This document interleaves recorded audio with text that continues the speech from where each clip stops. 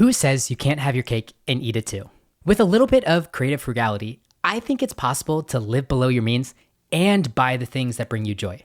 What do I mean by creative frugality? It's a two-part process. Number one, identify the things you value and stop spending money on the things that don't. That's what today's guest calls values-based spending. And number two, get creative with the rest of your spending. Let me give you an example. I have a friend who loves to try new restaurants, but she hates spending money on dining out. She's working on paying off her debt right now and just doesn't have it in her budget. So what did she do? She started an Instagram page where she reviews new restaurants that opened up in Austin. She reaches out to the restaurants that she wants to try, and many of them invite her in and comp her meal. Sure, it takes a little bit of hustle, but you know what that friend told me? She loves creating content for her Instagram page, and she also really enjoys getting to know the people who make up the restaurant scene in Austin. I'm not advocating you do this for every one of your spending categories. I'm just saying, think outside the box and experiment a little. This is exactly what Jill Sirianni did. While she was working to pay off $60,000 of debt on a social worker's salary, Jill knew she had to get creative. Housing cost is nearly unavoidable for everyone, but Jill stepped back and asked, how could I spend less on housing, but still have a home I love? Jill found the opportunity to house sit a friend's log cabin while they did some extended traveling. After that, Jill did 2 different stints living in an RV. She saved a ton of money, and similar to my friend, she actually enjoyed it. Now that her debt is paid off and Jill is financially well off, she bought a home in St. Petersburg, Florida. But Jill told me that she still cherishes the years she lived in the RV with her husband, and it really made an impact on how she lives today. Speaking of today, Jill is doing some cool stuff. She co-hosts the Frugal Friends podcast and authored the soon-to-be released book, Buy What You Love Without Going Broke. I had such a blast chatting with Jill. So with that in mind, I hope you enjoy my conversation with the licensed clinical social worker, gardener, and lover of the simple things, Jill Sirianni. You know those moments where you think, I wish I would have learned this in school? Those are the topics that we love to talk about. Join me each week as I interview experts sharing their strategies for solving problems that us young adults will face throughout our 20s and 30s. So what are you waiting for? If you want new episodes about adulting advice every Monday, hit that follow button.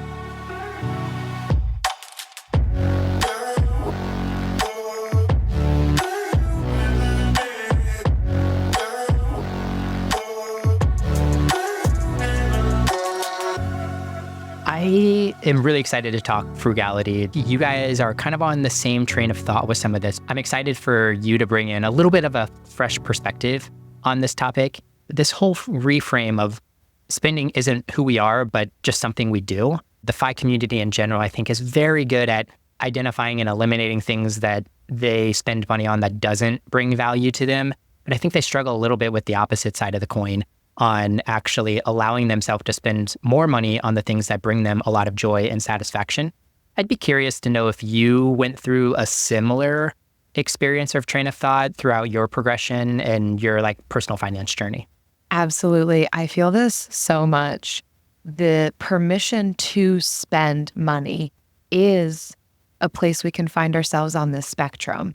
You've got people who have no problem with the impulse shopping and the spending and maybe even spending mindlessly and the one-click buys, but you also have people who are maybe more prone to hoarding money and maybe have a little bit more of a scarcity mindset and don't want to spend, would rather save it up. And I think for either end of the spectrum, we are pushing back against what we're calling this myth of being a spender or a saver and saying it's not that simple. It's not just that binary, but for all of us, spending is a skill that, just like any other skill, can be learned and implemented upon. So we all spend money. Even if we are the type of people who would prefer to keep more in our bank account, we do make spending decisions regularly. For most of us, daily, some sort of spending decision. And so feeling really good and confident about those spending decisions can help us. But I think what you're asking too, Justin, is this permission to be able to spend as well. I think personally, I have and continue to struggle with a bit of a scarcity mindset. And my knowledge of finance hasn't totally helped to dispel that. I think if anything, it causes me to say, oh, now I know how I can maximize this further and how I can save even more and how I can make it grow. But I think we all have to come to this point of, but for what? And what does it mean for my living now, the way that I'm enjoying and engaging in life now and in the future? That the purpose of it is to be a resource. And how can we manage that resource really well? And so for me, I have really found that I do love traveling. I do love spending time with people. And it has been this process for me of continuing to remind myself that when I've put this money away and I've created a sinking fund, while I'm also investing and my emergency fund is, fully funded, I can spend that money out of my sinking fund on this travel, on this thing that I decided I'm going to do with a friend. It still doesn't always feel great to see the number dwindle in that account. But for me, it's this reminder, this is what it's there for.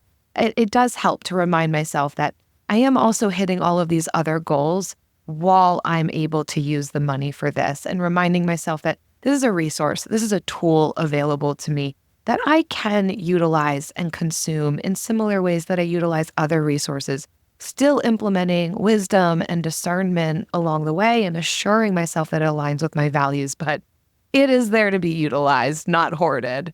I find most of the FI community kind of struggles with this curse of knowledge. Like, we've moved or graduated maybe out of scarcity mindset, or truly just like we're in a bad spot and we need to dig ourselves out of it. But even once we're in a good spot, we know some of the math behind it, where it's like, oh, well, if I saved this $100 instead of spending it, using compound interest and investing, it will be this much in 25 years.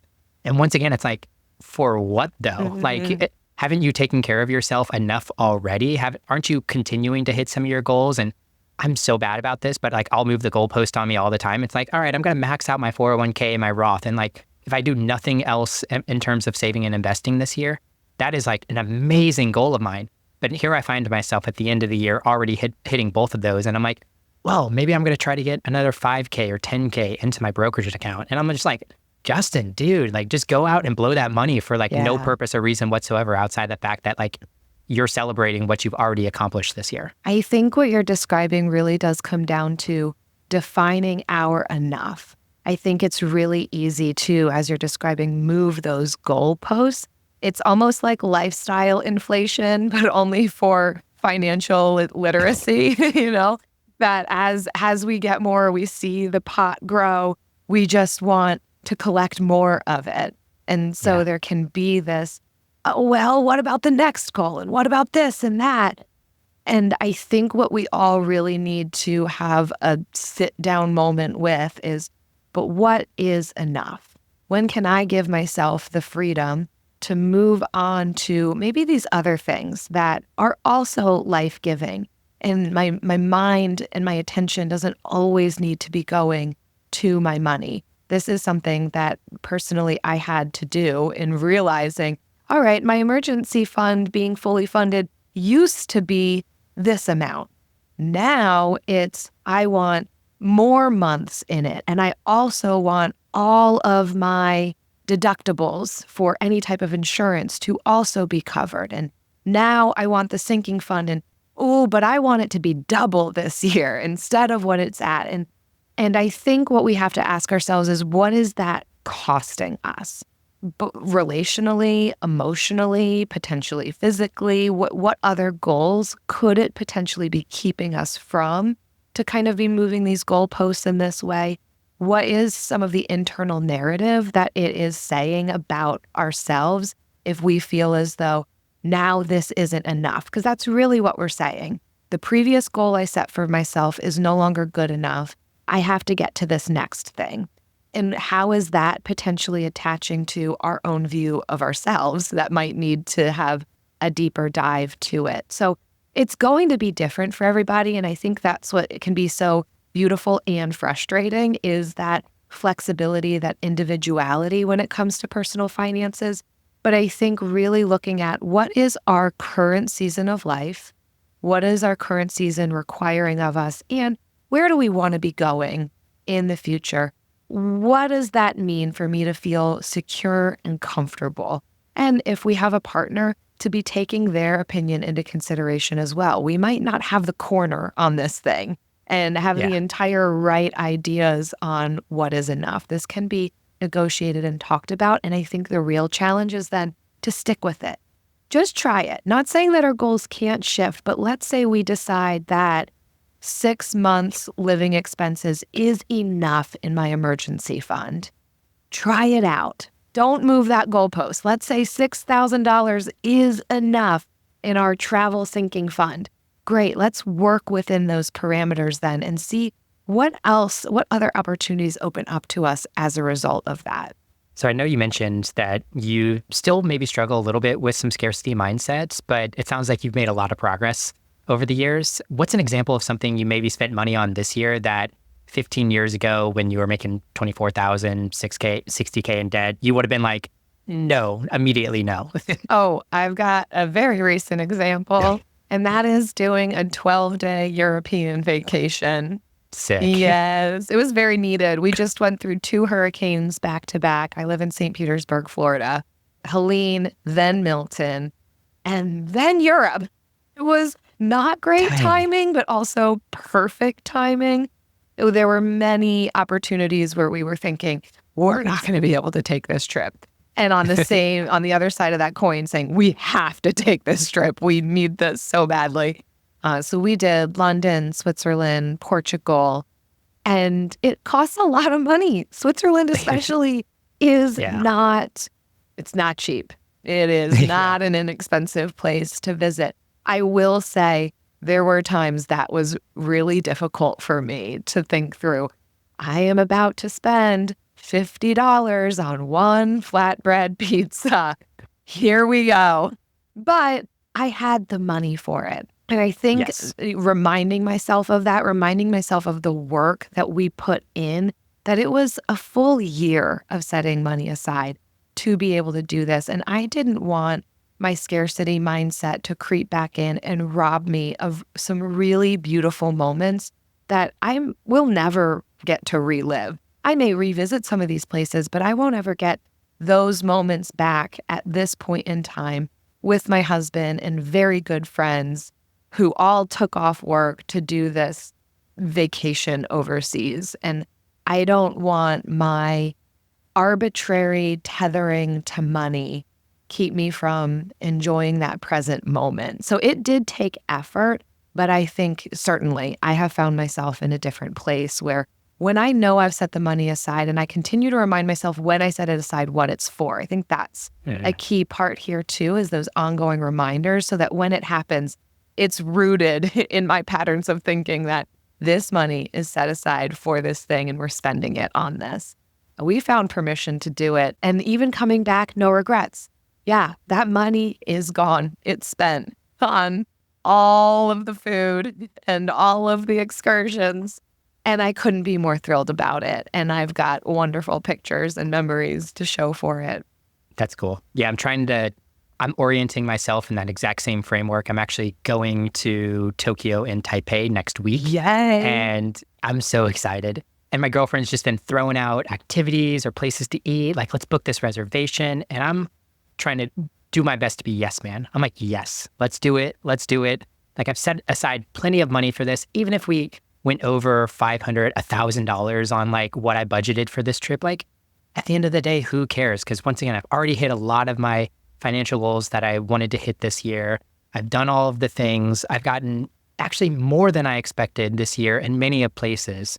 I'm feeling a lot of abundance right now, and I'm letting go of the reins a little bit on, this week and a half, 2 week trip, and just saying like, yeah, let's do it. And if I need to lock down a little bit in December because we overspent, it's not a big deal. I'd rather lock down there and like not go out to eat or not buy some convenience food or whatever back home and not allow some of that mindset to creep in during the trip. That is really a great holistic experience. I love that ability to loosen the reins that you're describing, that we're not saying an entire character shift or we're throwing all of our values out the window or our resourcefulness is suddenly nowhere to be seen, but that there are opportunities for us to really enjoy the fruits of our labor. I think that that's what this is. There's a lot of hard work that goes into it that does create patterns of relating and behavior, but we are allowed to interrupt those patterns, do something different, and engage in the freedom and permission available to us to enjoy it.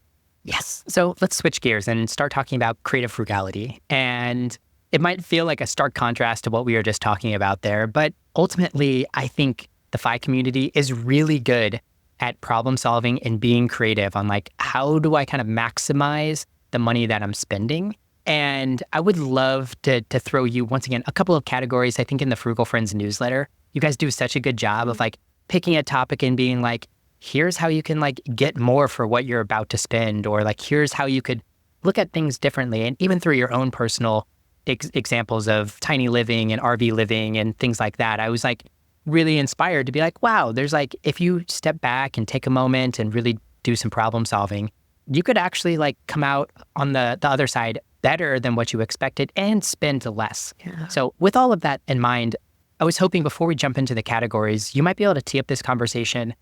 I should have told you about this before we pressed record, but do you remember the HBR study that you've referenced before with the two groups of students and the parameters that got put on one and not on the other? Absolutely. This is one of my favorite studies that we came upon when we were writing our book, Buy What You Love Without Going Broke. Harvard Business Review did a study on different teams.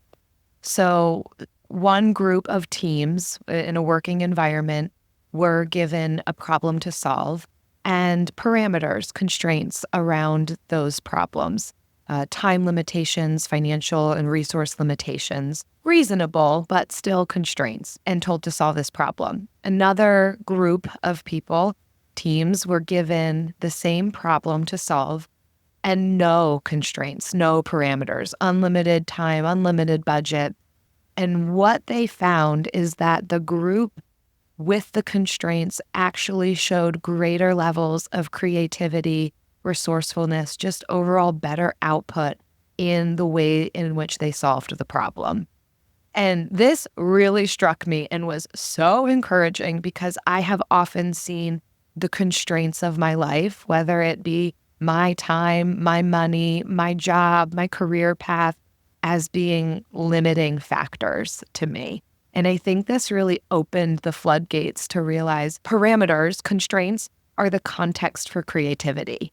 This is where it happens, is when we have these set boundary lines that we have to figure out, how do we operate within this? And what ways can we maybe problem solve this uniquely, differently than how we did before?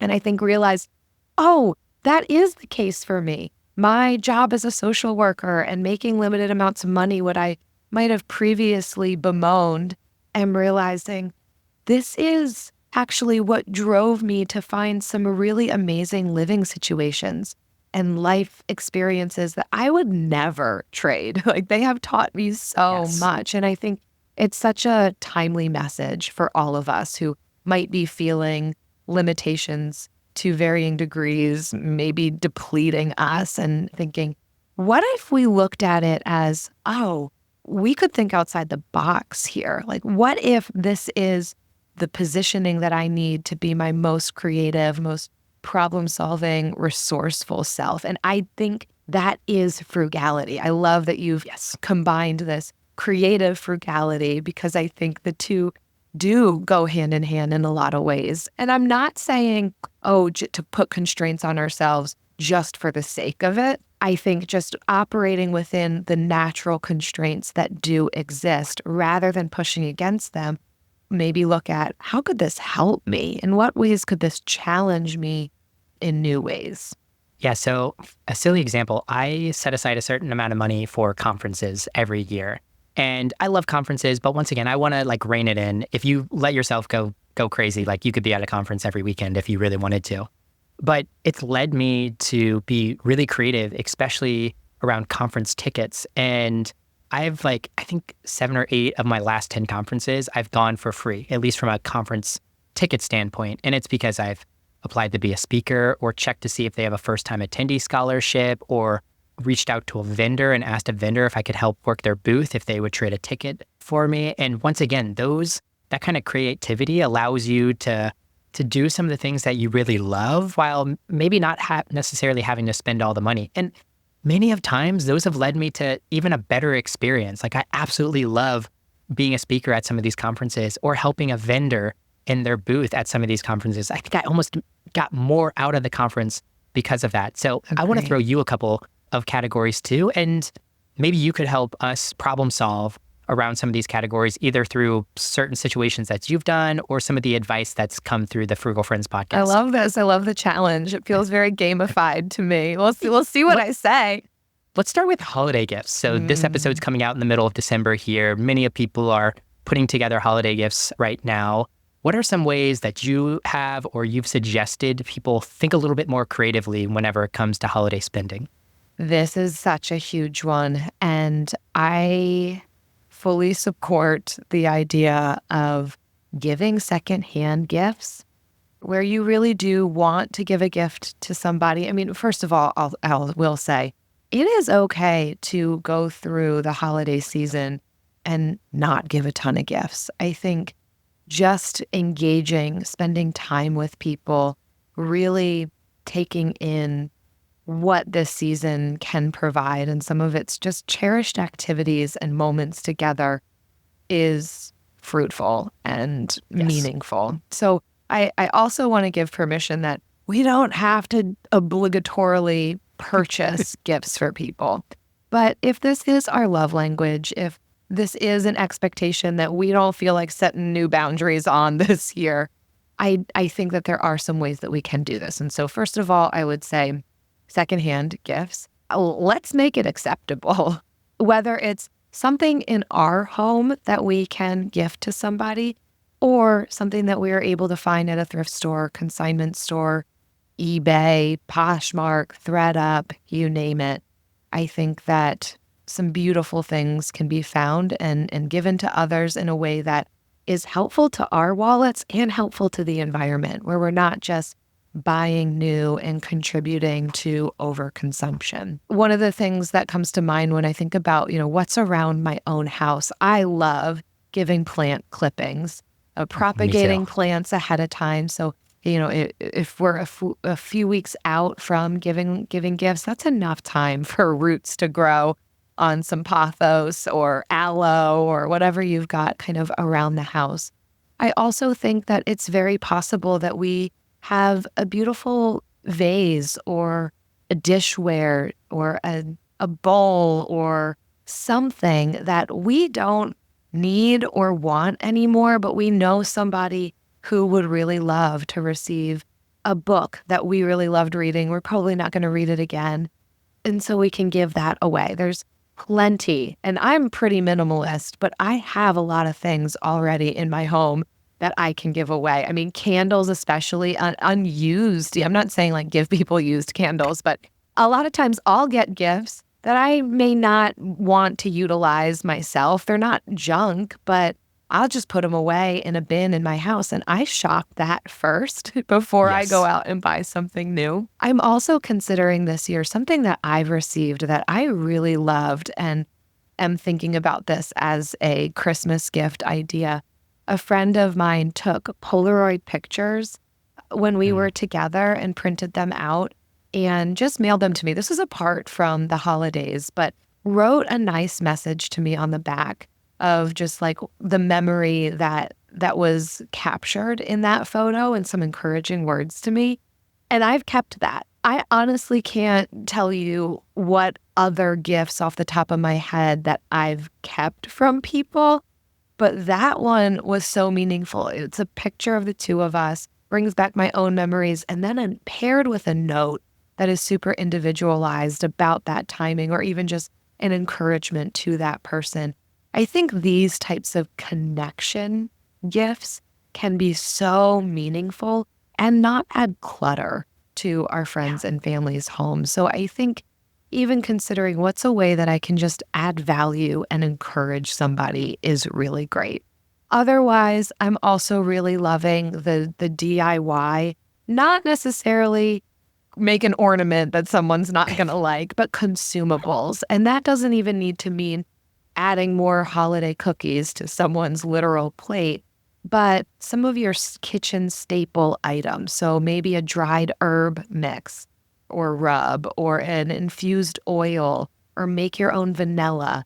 These types of things I personally have appreciated because I use them in the kitchen. They're usually a little bit more of a costly staple kitchen item. But when we're able to kind of batch make it and put them into, little containers that we find at the thrift store, it's a really meaningful, useful, consumable gift. I'm all in favor of the consumables. My brother and I are suckers for food for Christmas. Yeah. So like usually the girls, my sister and the girlfriends in our house will get Kyle and I a ton of consumables because I don't know, there's not a limit to how many cookies we can eat during that time. Yeah. I like the idea on the plants too. I do gift a lot of plants away and I have a ton of house plants too. So I usually propagate them and I have tons of like just random pots laying around that make for really amazing gifts. Yeah. And then the one other big thing, something I know my girlfriend is giving away this year to her dad is like not creative whatsoever, at least like technically creative. He can't do graphic design or anything, but my girlfriend's really good at it. Yeah. And he does a lot of like fixing up toy tractors. And he always wants like new decals and stuff. So she just like gave him a coupon for a couple of hours of graphic design. He's got she made this like cute DIY cool. like coupon book and he can clip them out and send it to him. She'd probably do it for him anyway, but it Sure. made for a really thoughtful and cute gift. So I like a lot of those things. Yeah. On that note, another idea that we've talked about on the podcast as well is giving of your time in that way. Of course, you've got the ideas of doing experiences together, but also if you know that someone's got a project coming up that you might have a skill set for, like a friend is having a baby and they need to renovate the nursery and you're good at painting and you're going to give them a day in January to come over and paint their room, or you could detail somebody's car or make them a bunch of freezer meals. Oh, I would love to receive some freezer meals as Christmas gift. Don't even bother wrapping them up. Just come on over, put them in the freezer. Like, what a gift to not have to cook in the weeks following the holidays. So there are ways we can love on our people that doesn't cost us a lot and solves for some real problems that makes us feel seen and cared for. For sure. Let's transition to another one that I know you have a lot of personal experience with, and that's housing. And this is something that I think a lot of people don't necessarily do enough creative problem solving and frugality around. From your personal experience, what have been some of the ways that you've reduced housing cost? And what are some other ideas that have come to you over the last decade, kind of being in this alternative living space? I love to consider how we can think outside the box on things that are traditionally seen as fixed expenses. Like, I'm not saying everybody has to move, but let's not pretend like we can't consider another living situation. It's one of the big three that we talk about. Housing, transportation, and food is where the majority of our spending goes. And we love to take an 80-20 approach to this. It takes up 20% of the line items in our budget, but represents 60 to 80% of our spending. So I think it's a really important aspect to look at, particularly the housing and transportation decisions that we're making. And we're not making housing decisions monthly, yearly, hopefully. These are something that these are decisions we're making every 5 to 10 years, maybe, but they are so important when we do make them. And so I think when we are looking at making some big changes to our budget, these are the places to start. My husband and I made the decision to do the RV life. Again, not to be some clickbait, we're traveling the world, look at us and all the cool places we're going. It was just to lower our living expenses, realizing these vehicles have everything you need. There's a bed, there's bathroom, there's kitchen. It's all tiny, but it has what you need. And it really did make such a huge dent. Now, I did not go into that lifestyle saying, this is now my lifestyle forever and always. I am a full-time RVer. I was a full-time RVer for a time, but I knew that it was also time limited, that this isn't the goal for forever. We're going to enjoy it for a time, but utilize it as a stepping stone for buying a house someday, but also being able to save up money in order to do that. I loved the lifestyle, though. It was very fun. It taught me a lot about my consumption and my spending and ways to, maximize my money and live very simply. I know that it's not for everybody. We did it on and off for a little over 2 years in 2 different RVs. Actually, the second one we downsized, which was wild, but we realized we don't need all this space, which That's sounds crazy. funny, but yeah. Was that the 170 square foot, or Yeah. was that, did you get smaller Justin, than that? you've got the facts just in the dome. I'm so impressed. Yeah, so we were in about 400 square feet in our motorhome, and then we went to a travel trailer, which was 170 square feet. Crazy. Yeah, but it was perfect for our situation. It was all that we needed. It even had a washer dry. Well, we installed a washer dryer into it, so super self-sufficient for that time.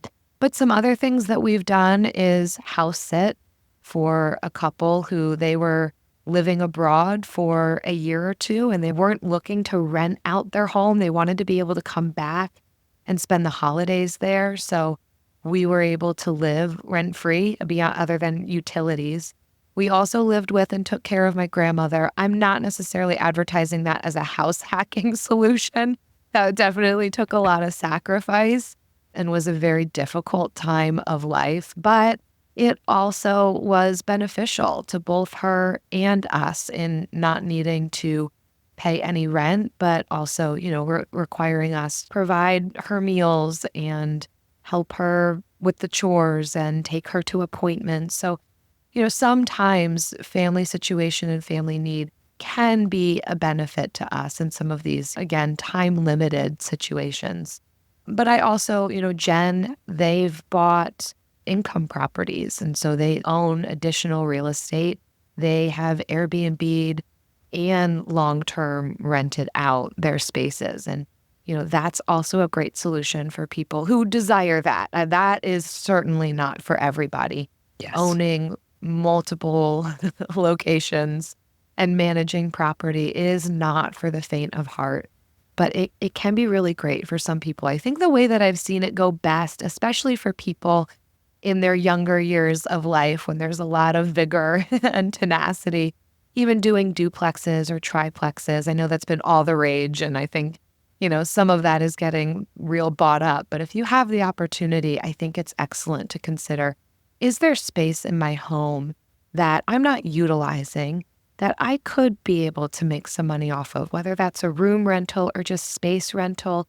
We have, since buying a home, rented out. We've got RV parking in our backyard. So we have also done daily rentals to other people who want to park their RV in our backyard. There's also this new space. I know I'm going on a little bit of a rampage of how to use housing, but I recently learned of this platform called Peer Space, which is a rental or a platform where you can rent out your space hourly. So people could utilize it for events, meetings, or media. So companies shooting commercials locally, or even just influencers who want a different location to be able to take their B-roll videos and reels and that kind of a thing, or people who are throwing parties and they just want a different environment or business meetings. So we have our home up on that platform, and it doesn't get booked as often as maybe an overnight stay might get booked, but it is a much higher rate. So we have our set at $100 an hour. So someone renting our house for a baby shower for 4 hours is more money than I'd make if I rented my room out for a night. And that's someone sleeping in my space. And this is just people coming in, having a baby shower. So that has been a really great hack for us as well, to make a little bit of extra money, usually on the weekends, and fine to kind of share our space in that way. Yeah. How do you get ready for, let's call it the 4-hour baby shower? Do you have a space in your home that's like specifically dedicated for that? Do you move things out of that space and kind of lock it away? The Tactically, lovely thing about this type of setup is you don't have to make your entire house available. So in my mind, it is even less work than something like an Airbnb, because we close off and lock all of the bedrooms. They don't need the bedrooms. So it's just a matter of making sure the guest bathroom is clean, I don't even need to clear out my entire fridge. It's something that I will talk about the person ahead of time. How much fridge space do they need? What other preparatory needs do they have? But usually it only requires me to kind of clear out half of my fridge, which is usually just me pushing things to the side and making sure they've got enough room for what they're doing. But most of the time, people are just bringing in their own stuff. It's short enough that they don't require a lot. Again, this is where living pretty minimally comes in handy, that there's not a whole lot that I need to shove away in closets. That our house is usually pretty ready for something like this. But we've got a lanai, they call it in Florida. I don't know if they do that in Texas as well. It's essentially a screened-in porch that is able to be used year-round. Really, the heat of the summer is when you don't want to be out there, but 8-9 months out of the year, it's a beautiful spot to be. So people will utilize our living room, kitchen, porch, screened-in porch space, and throw their little baby shower, and they come in, they set everything up, they take everything with them. Baby showers, bridal showers, retirement parties, like people, it does surprise me. Like, why didn't you want to have this in your own home? But, a lot of people don't have the room for even just 15, 20 people, or they want it to feel a little more special, or it helps with the surprise to have it be at a completely different location. And so there's plenty of people out there just looking for a space that is less expensive than renting a restaurant, but maybe a little bit cooler and a little bit of an elevated experience than doing it in their own living room. That's so cool. And I love that you gave me like 10 to 12 ideas around housing, either to increase income through the housing that you bought or reduce the expenses that housing is costing you. Like, I'm glad I picked this one because it's like, okay, someone could geo arbitrage. They could move to a lower cost of area within inside their city, or to a different state, or to a different country. We've talked about that before. They could downsize so that they're just not spending as much. They could pursue alternative living like RV. They could house sit and get free accommodations in exchange for some labor. Or they could look around their house and think, what am I not utilizing here? And could I make some money off of it? I have an at-home studio for podcasting that I will definitely put up on Peerspace now and get some money from that too. It's like, there's just so many opportunities. Once again, if you creatively think through it, that doesn't necessarily always require you to simply move to a different or lower income area. Love it. Yeah. Man, and your comprehension on that one is on point, Justin. Just rattling off all the tips in a roundup is beautiful. Jill, you're gassing me up too much, okay? I'm impressed. I'm saying it as I see it. As we're kind of winding down this conversation, let's just talk a little bit more of some general frugality. I am interested what your thoughts are on this, but outside of saving money, what benefits could somebody get from being frugal? I've seen so many, and this is one of the reasons that we talk about frugality as a lifestyle, not a means to an end, not a race to the bottom, not how can I get as much as possible for as little as possible, even if it means trampling over people, but really a lifestyle that I have seen, again, and if we're talking about the lifestyle as creativity, resourcefulness, really engaging in some unique problem-solving abilities, I've experienced it leading to just a greater understanding of myself, who I am, how I tick, the things that I love, the things that are life-giving, the things that I don't love, what's depleting, what's not life-giving to me, where do I not want to spend resources, not just money, but time, energy, attention. Again, the creativity, I think it has built and grown that in me. I think the confidence in decision-making, being really intentional about it and thoughtful about so many decisions has built this muscle of I'm able to kind of take in all the different factors, line them up, compare, contrast, prioritize, and make decisions in ways that I feel good about. I'm able to look back and say, yeah, I'm pleased with the way that panned out. I feel better about this next decision that I'm going to be making.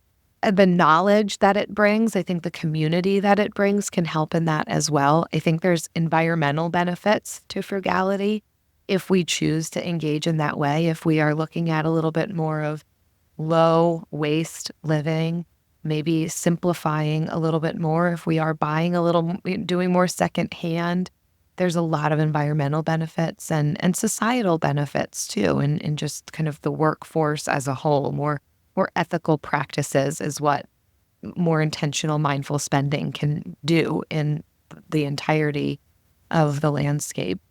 I have seen such an increase and awareness of social capital, and one of those forms of wealth that we don't look at as often, just the community that we're able to build, in the reciprocity that happens when we recognize that sharing of ideas, tools, and resources is valuable and a form of wealth building.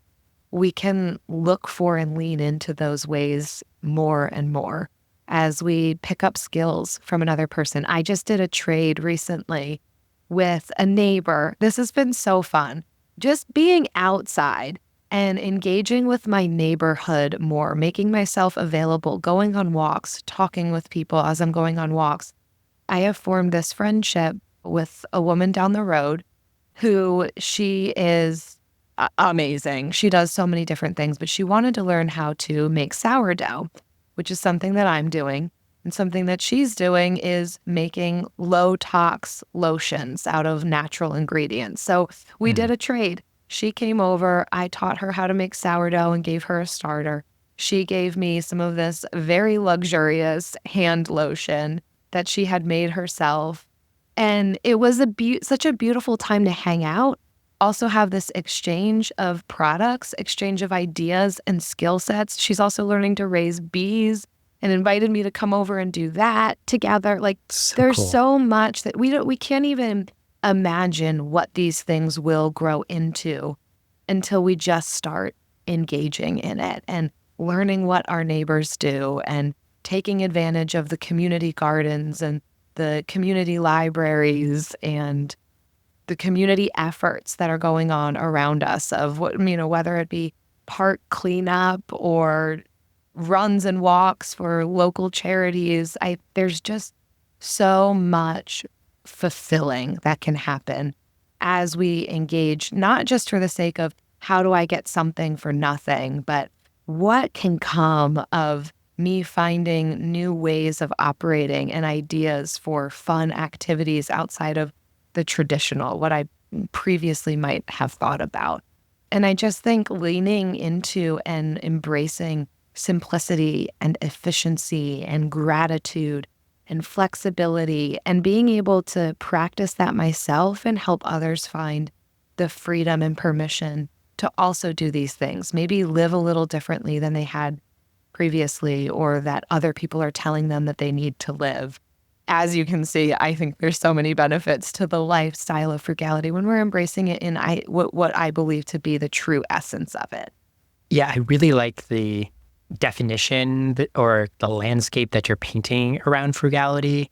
I hadn't even thought about the community reliance piece of frugality. And I think there's a lot of beauty in that.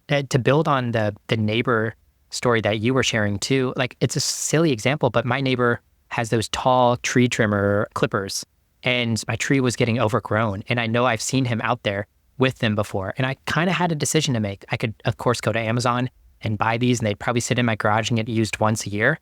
Or I could just simply reach out to him and ask like, hey, could I borrow those for 30 minutes to trim my tree? And like, of course I reached out and he's like, yeah, man, like I could show you how to use them. I can come do it yourself. Like, don't worry, I can do it. But he was so excited to actually share a piece of equipment that he owned and help out in an area that I wanted to help out with. And it built a relationship. I think that's an important thing to realize in all of this, that we are also giving other people a gift when we invite them to generosity and this reciprocity. I'm not saying to take advantage of people, but it clearly was a welcomed gift for him to be able to share what he has, for him to realize, okay, this is useful, not just to me, but to my neighbor. And I get to engage with him now. And it makes my purchase all the more worthwhile. And I feel good about this.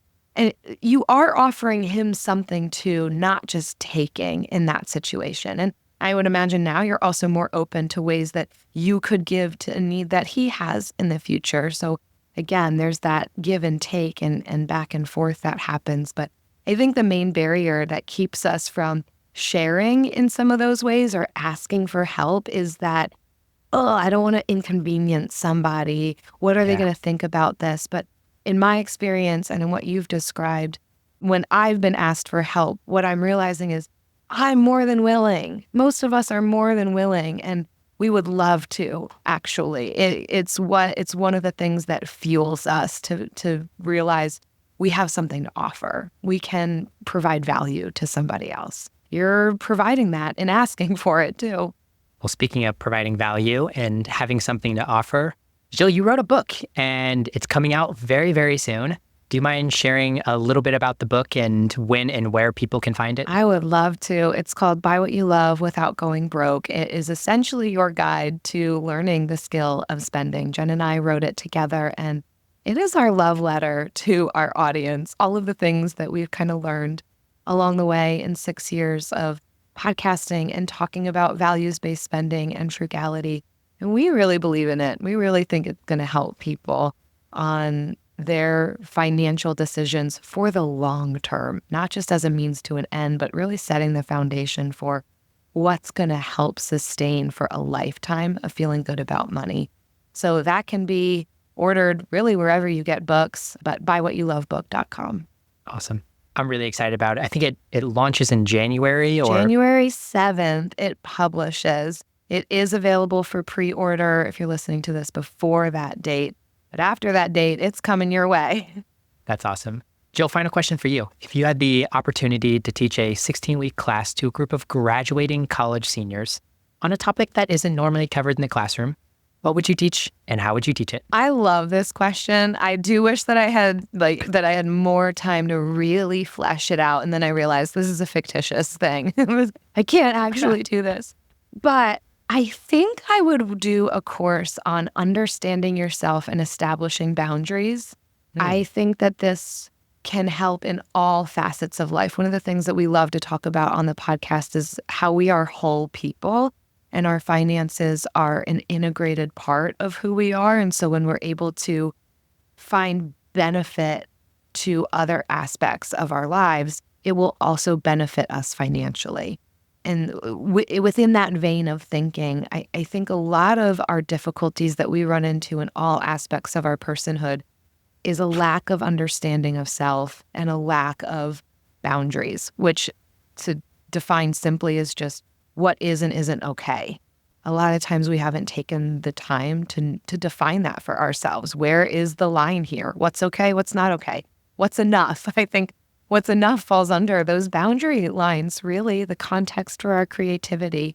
So it would definitely be a multimodal approach, integrating counseling, having the students, be required.